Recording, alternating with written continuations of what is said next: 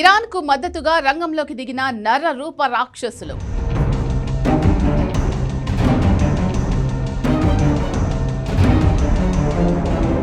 Bob L మండేబ్లో యాక్షన్లోకి దిగుతున్న కాలకేయులు.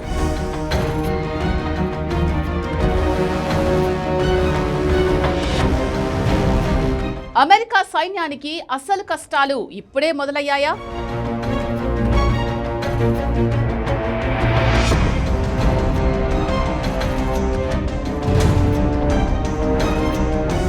Iran, America, Israel యుద్ధం ఇప్పుడు కర్గ్ ద్వీపానికి షిఫ్ట్ అయింది. ఈ ద్వీపాన్ని స్వాధీనం చేసుకుంటే ఇరాన్ ఆటోమేటిక్గా దారికొస్తుందని భావించిన అమెరికా ఆ దిశగా అడుగులు వేస్తోంది. కానీ ఈ ప్రయత్నమే సంక్షోభాన్ని మరింత పెంచేలా కనిపిస్తోంది. ఎందుకంటే కర్గ్ ద్వీపం కేవలం ఒక భూభాగం కాదు, ఇది ఇరాన్ ఆర్థిక వ్యవస్థకు వెన్నెముక. ఇరాన్ చేసే మొత్తం చమురు ఎగుమతుల్లో దాదాపు 90% ఇక్కడి నుంచే జరుగుతాయి. ఒకవేళ ఈ ద్వీపం శత్రువుల వశమైతే లేదా ధ్వంసమైతే ఇరాన్ ఆర్థికంగా కుప్పకూలడం ఖాయం. అందుకే దీన్ని రక్షించుకోవడానికి ఇరాన్ తన సైనిక బలాన్నంతా అక్కడ మోహరిస్తోంది. ఇరాన్ గత కొన్ని వారాలుగా ఇక్కడ అసాధారణమైన భద్రతా ఏర్పాట్లు చేస్తోంది. సముద్ర తీరం వెంబడి సైనికులను, యుద్ధ ట్యాంకులను అడ్డుకోవడానికి భారీగా మందు పాత్రలు అమర్చింది. అమెరికా సైనికులు సముద్రం ద్వారా ద్వీపంలోకి ప్రవేశించే మార్గాలను ఇరాన్ మృత్యు కుహరాలుగా మార్చేసింది. వైమానిక దాడులను తిప్పికొట్టడానికి most advanced air defence systems తో పాటు మ్యాన్ ప్యాడ్స్ క్షిపణులను సైనికులకు అందించింది.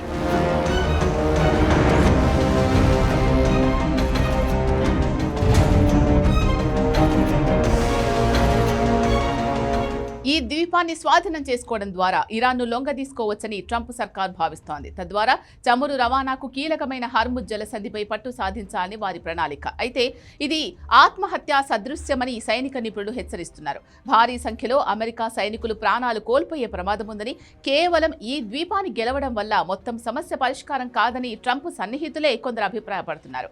కర్గ్ విషయంలో వారి అంచనాలే నిజం. ఎందుకంటే ఈ ద్వీపాన్ని టార్గెట్ చేస్తే పరిణామాలు అమెరికా ఊహ కందని రీతిలో ఉంటాయి. తాజాగా ఇరాన్ ఆ హెచ్చరికలు చేసింది. తమ భూభాగంపై గానీ లేదా ద్వీపాలపై గానీ దాడి జరిగితే బాబ్ అల్ మండేబ్ జలసంధి వద్ద ఉద్రిక్తతలు పెంచుతామని సైనిక వర్గం హెచ్చరించింది.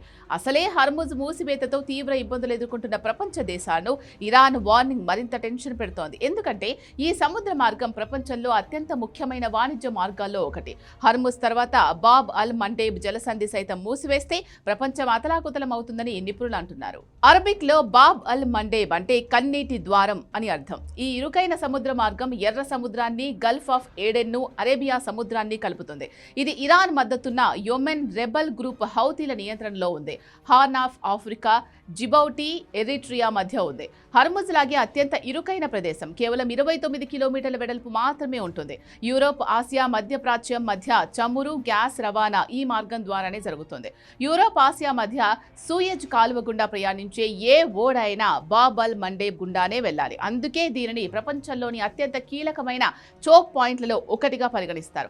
ఈ మార్గానికి అంతరాయం ఏర్పడితే ఓడలు కేప్ ఆఫ్ గుడ్ హోప్ మీదుగా ఆఫ్రికా ఖండం మొత్తాన్ని చుట్టి రావాల్సి ఉంటుంది. దీనివల్ల డెలివరీ సమయాలు 15 నుంచి 20 రోజులు పెరగడంతో పాటు రవాణా ఖర్చులు సైతం గణనీయంగా పెరుగుతాయి. ప్రపంచ వాణిజ్యంలో సుమారు 12% బాబ్ అల్ మండేబ్ గుండా జరుగుతుంది. ప్రపంచంలోని చమురు, ఎల్ఎన్జీలో సుమారు 10% ఈ సముద్ర మార్గం గుండా రవాణా అవుతుంది.